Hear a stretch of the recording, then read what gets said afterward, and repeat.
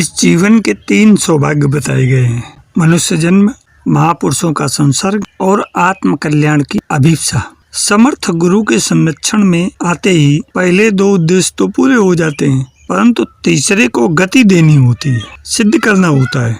परिवार समाज रहते हुए अपने सांसारिक दायित्वों को पूरा करते हुए आत्म कल्याण के महान उद्देश्य को पूरा करना होता है। इस वीडियो अंक पर आगे बढ़ें इससे पूर्व सफल जीवन की यात्रा के इस वीडियो अंक को आप सब्सक्राइब कर लें, लाइक का बटन दबाना न भूलें, कमेंट अवश्य करें तथा अच्छा लगे तो अपने इष्ट मित्रों को भी शेयर करें। हमारे अध्यात्म पथ हो जो हमारे जीवन का नैतिक आधार होता है, इसके लिए नित्य रूप में न्यूनतम पात्रता, पावनता, पवित्रता के अर्जन की बात कही गई है। मन, वचन व कर्म से हर दिन हर पल साधक से अपने आध्यात्मिक लक्ष्य की ओर अग्रसर होने का नैतिक प्रयास अभिष्ट रहता है। इसके लिए हर पल होश में रहने की आवश्यकता है। उपासना, साधना व आराधना का जो क्रम निर्धारित है उसका पालन करते रहें।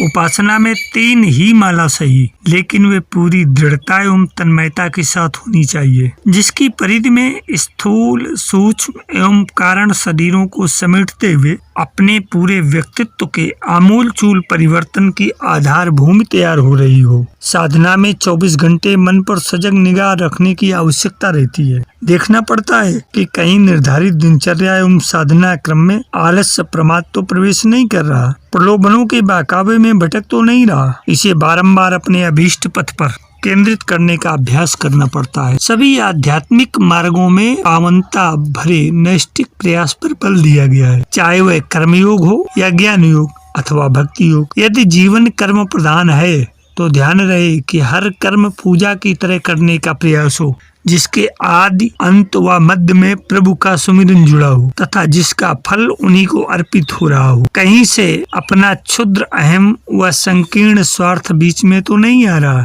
तभी कर्मयोग सदेगा और चित्त शुद्धि का माध्यम बनते हुए आत्म जागरण एवं कल्याण का हेतु बनेगा। यदि ज्ञान मार्ग पर बढ़ रहे हैं तो सदैव आत्म चिंतन में निमग्न रहें। देह, इंद्रिय व मन आदि उपकरण मात्र है। इसके वैराग्य विवेक के साथ आध्यात्म केंद्रित जीवन जिए। यदि भक्त मार्ग पर बढ़ रहे हैं तो शरणागत भाव से प्रभु को हर श्वास में, हर कर्म में, हर चेष्टा में अनुभव करें व ईश्वर परायण जीवन जिए। हर पल ईश्वर की उपस्थिति को अनुभव करें तथा अपने विचार, भाव व क्रियाओं के स्तर को उन्हीं के अनुरूप पावन एवं गरिमा में बनाए रखें। यदि राजयोग के पथ पर अग्रसर हैं तो महर्षि पतंजलि द्वारा प्रणीत यम नियम के अंतर्गत 10 सूत्रों का यथा योग्य पालन करें, जो है इस प्रकार हैं: सत्य, अहिंसा, ब्रह्मचर्य, अस्तेय, अपरिग्रह तथा शौच, संतोष, तप, स्वाध्याय एवं ईश्वर प्रणिधान। आसन प्राणायाम के साथ इंद्रियों व मन का निग्रह करते हुए प्रत्याहार को साधें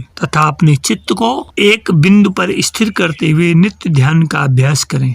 इस तरह हर मार्ग में पावनता, पवित्रता, एकाग्रता एवं एक निष्ठा पर बल दिया गया है। यदि मार्ग में व्यतिरेक आ रहे हो तो पवित्रता के लिए प्रार्थना करें। जहाँ अपना पुरुषार्थ कमजोर पड़ रहा हो वहाँ समर्थ प्रभु का सहारा लेने, अवलंबन लेने में कैसा संकोच। ये तो हमेशा ही सच्चे साधकों, अभिप्सुओं की सहायता के लिए तत्पर रहते हैं। उनके साथ उनके दूत हमेशा भक्तजनों को तारने के लिए अपना आंचल फैलाए बैठे होते हैं। आध्यात्मिक उन्नति की दिशा में किया गया कोई भी सच्चा प्रयास, प्रार्थना, निवेदन कभी निष्फल नहीं जाते, बल्कि इनका प्रत्युत्तर सुनिश्चित रूप से मिलकर रहता है। यदि जीवन साधना के पथ में पीछे कुछ गलतियां हुई हैं तो उनको लेकर मन में कुंठा न पालें, उनको लेकर कुढ़ते न रहें। खुले मन से अपने समर्थ गुरु, अपने कृपालु प्रभु के सामने दिल खोलकर अपनी कथा व्यथा बयान करें और नए संकल्प के साथ, दृढ़ कदमों के साथ फिर आगे बढ़ने का निश्चय करें।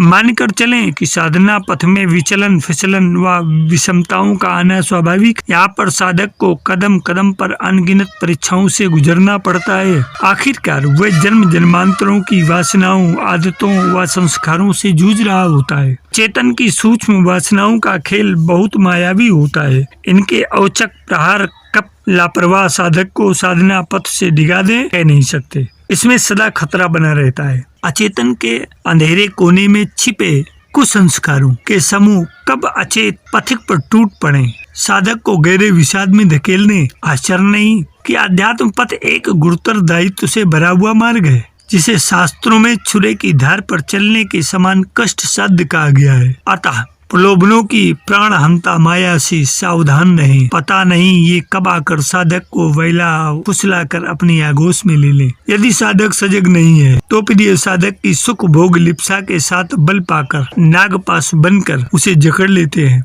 और उसका सारा प्राण निचोड़ कर ही छोड़ते हैं। अतः मन व इंद्रियों की सुख भोग की लिप्सा से सदा सजग सावधान रहें और अपने आत्मानुसंधान के सत्य पथ पर अडिग बने रहें। यह पथ ही साधक के लिए अनुगमन योग्य होता है। निस्संदेह रूप में साधना पथ पर अखंड सजगता की आवश्यकता होती है। अनवरत अपने इष्ट पर ध्यान केंद्रित रखते हुए मन व माया की प्रकृति को समझते हुए कठोर कदमों की आवश्यकता रहती है। आहार विहार विचार एवं व्यवहार में उच्चतम मानदंडों के साथ साधक अपनी साधना पथ पर बढ़ता है और ईश्वर भजन के साथ आत्म तत्व पर विचार करता है। सतत आत्मचिंतन में निमग्न रहता है। नैतिकता योग साधक के लिए दिखावे, फैशन या सामाजिक व्यवस्था की वस्तु न होकर उसकी प्राण वायु की तरह होती है, जो उसे अध्यात्म पथ के विराट साम्राज्य में प्रवेश दिलाती है। यह नैतिकता ओढ़ी हुई नहीं होती, बल्कि स्व विवेक पर आधारित आत्मानुशासन के आध्यात्मिक गुण से युक्त होती है। मेरे अध्यात्म प्रेमी जिज्ञासु मित्रों, जीवन एक बट वृक्ष की भांति है। यदि पत्ते तनों को ही सिंचित किया जाता रहा तो वृक्ष का वैसा विकास नहीं हो पाता जो इसकी जड़ों में जल व खाद के पानी के सिंचित करने पर होता है। अतः जीवन रूपी वृक्ष के समग्र विकास के लिए इसकी जड़ों को सिंचित व पोषित करते रहना आवश्यक हो जाता है। इसके लिए अपने जीवन की पूरी जिम्मेदारी स्वयं लेनी पड़ती है। आज हम जो भी हैं, अच्छे हैं या बुरे, सफल या असफल, इसके लिए हम स्वयं जिम्मेदार हैं। हम जिन भी परिस्थितियों में हैं, समाज परिवार संसार से हमें जो भी व्यवहार मिल रहा है, इसके लिए भी हम स्वयं ही जिम्मेदार हैं। अपने जीवन की पूरी जिम्मेदारी लेते हुए हम अपने व्यक्तित्व की जड़ों को सिंचित कर रहे होते हैं, जिसके आधार पर हम अपने व्यक्तित्व को वह स्वरूप दे सकते हैं जहां हम एक सार्थक सफल जीवन की अनुभूति के साथ स्वयं को धन्य कर सकें। इसके लिए जीवन का गहनतम स्तर पर विश्लेषण करना अभिष्ट रहता है, जिसमें व्यवहारिक मनोविज्ञान का अपना महत्व रहता है। लेकिन चेतना के मर्म तक पहुंचने के लिए अध्यात्म विज्ञान का सहारा लेना पड़ता है। व्यक्तित्व की संरचना शरीर, इंद्रिय, मन, बुद्धि और चित्त अहंकार से मिलकर बनती है। इसके पार होता है अतिचेतन अर्थात आध्यात्मिक आयाम। ये आयाम 3 स्तरों से मिलकर बनता है: चेतन, अचेतन और अतिचेतन। व्यवहार और बुद्धि सचेतन है, आदतें अचेतन का हिस्सा है तथा उत्कृष्टता अतिचेतनता का प्रतीक है। मनोविज्ञान जहाँ चेतन और अचेतन हिस्सों को जानने व इनके परिष्कार की बात करता है और अतिचेतन को आंशिक रूप से ही छू पाता है, तो वहीं अध्यात्म विज्ञान व्यक्तित्व के 3 आयामों को लेकर चलता है। एक तरह से अतिचेतन ही इसका आदि एवं अंत होता है। इस कारण वे के रूपांतरण की जब बात आती है तो मनोवैज्ञानिक उपचार अपनी समग्रता में आंशिक रूप से ही प्रभावी हो पाते हैं और अंततः आध्यात्मिक उपचारों का इशारा लेना पड़ता है। धर्म अध्यात्म का पूरा क्लेवर इसी के निमित्त बना हुआ है। धर्म अपने वास्तविक रूप में जीवन के आत्यांतकर्ष की बात करता है। भारतीय दार्शनिक चिंतन की परंपरा में पुरुषार्थ चतुष्टय में धर्म ही आधारभूत है। अर्थ और काम को यहाँ धर्म के दायरे में आबद्ध किया गया है, तभी ये व्यक्ति को जीवन के परम पुरुषार्थ की ओर ले जाते हैं। बिना धर्म के आध्यात्मिक उत्कर्ष की कल्पना भी नहीं की जा सकती।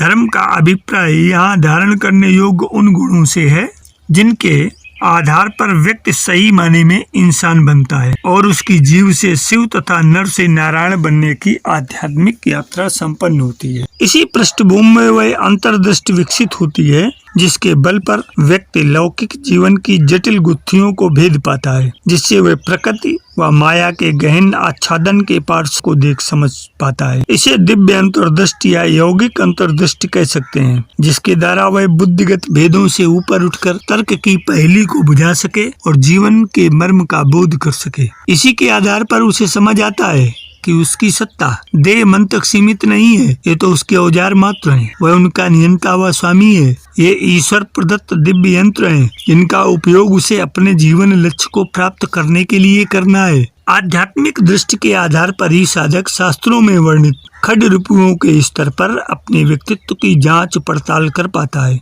कि किस तरह काम, क्रोध, लोभ, मोह, मद, मत्सर जैसे विकार हमें कदम कदम पर परास्त करते हुए जीवन को नारकी बनाने के लिए आतुर रहते हैं और इनको पहचान कर उनके परिष्कार की साधना विधि को उपयोग में लाता है। आध्यात्मिक दृष्टि के अभाव में व्यक्ति इन विकारों को ही जीवन का ध्येय बना बैठता है, सांसारिक सुख भोग में डूबा रहता है, किसी भी प्रकार धन कुबेर बनने के सपने देखता है, अपने संकीर्ण स्वार्थों की पूर्ति व क्षुद्र अहम के पोषण में अधिकांश समय वह ऊर्जा का नियोजन कर रहा होता है। लेकिन दुर्भाग्यवश अपने अंतिम परिणाम में ये मनुष्य जीवन का प्रयोजन सिद्ध नहीं कर पाते और किसी न किसी मोड़ पर व्यक्ति को इनके मायावी स्वरूप का बोध हो जाता है और उसे अध्यात्म की शरण में आना ही पड़ता है। तभी मनुष्य अपने वास्तविक स्वरूप का बोध कर पाता है। स्वामी विवेकानंद के शब्दों में मनुष्य जीवन की सबसे बड़ी विशेषता है कि वह अपने वास्तविक स्वरूप में आत्म तत्व है। एक विज्ञान के रूप में स्वयं का अध्ययन, अनुसंधान मानवीय मन के लिए संभावित सबसे महान एवं स्वस्थ व्यायाम है। अनंत की खोज, अनंत को सानंत बनाने के संघर्ष, इंद्रियों की सीमाओं के पार जाने का प्रयास, जड़ पदार्थ पर चेतन आत्म तत्व की विजय और व्यक्ति की आध्यात्मिक प्रकृति का प्रकट, दिन और रात अनंत को जीवन का अंग बनाने की अंतहीन चेष्टा, ये संघर्ष स्वयं में सबसे गौरवमयी एवं अनुपम संघर्ष है। स्वामी जी के शब्दों में चरित्र निर्माण के संदर्भ में श्रेष्ठता और महानता की ओर बढ़ने में स्वयं व दूसरों के लिए शांति व सद्गति लाने के लिए अध्यात्म सर्वोच्च प्रेरक शक्ति है। अध्यात्म उस अनंत शक्ति को अनुभूत करने का सबसे प्रेरक तत्व है जो कि हर व्यक्ति का जन्म सिद्ध अधिकार है। यदि समाज से इस धर्म अध्यात्म को हटा दिया जाए तो क्या बचेगा? कुछ नहीं, बल्कि धूर्तों की एक मंडली। इसीलिए अध्यात्म सही अर्थों में पशुता से देवत्व की ओर बढ़ने का मार्ग प्रशस्त करता है। इसी आधार पर लगातार श्रेष्ठ विचार, आदर्शों में रमण साधकों का नित्य पुरुषार्थ रहता है। फिर जैसे विचार वैसे ही कर्म, उसी के अनुरूप संस्कार रूप आकार लेते चलते हैं तथा उसी के अनुरूप आचरण, व्यवहार एवं अंततः फिर नियति एवं भाग्य का निर्धारण होता है। मेरे अध्यात्म प्रेमी जिज्ञासु मित्रों, इसके लिए नियमित स्वाध्याय, सत्संग, इनके प्रकाश में आत्म विश्लेषण और इनके साथ जप, ध्यान एवं प्रार्थना का अनुपान, संग, यज्ञ एवं तप का विधान, ईश्वर आस्था, समर्पण तथा निष्काम सेवा, ये सब मिलकर जीवन के प्रबल प्रारब्ध को क्षीण करते हैं तथा सांसारिक जीवन में कितनी भी जटिल समस्या हो उसका जड़ मूल से उपचार करते हैं और व्यक्ति का गहनतम स्तर पर रूपांतरण संभव होता है। हमारे अध्यात्म पथ का नैष्ठिक आधार कैसा हो, हमारी व्यक्तित्व के आधार को पोषित कैसे करें, इस विषय पर एक संक्षिप्त परिचर्चा आपके सामने रखी गई। आशा है कि ये परिचर्चा आपको आपके स्वभाव और संस्कारों के अनुकूल लगेगी। आप अपने जीवन में इसको सम्यक रूप से अंगीकार करने का प्रयास करेंगे तथा इस प्रयास में सफल जीवन की यात्रा के इस चैनल को सब्सक्राइब करें, लाइक का बटन दबाना ना भूलें, कमेंट अवश्य करें तथा अपने इष्ट मित्रों को भी शेयर करें। सफल जीवन की यात्रा के इस अंक में आज इतना ही। धन्यवाद।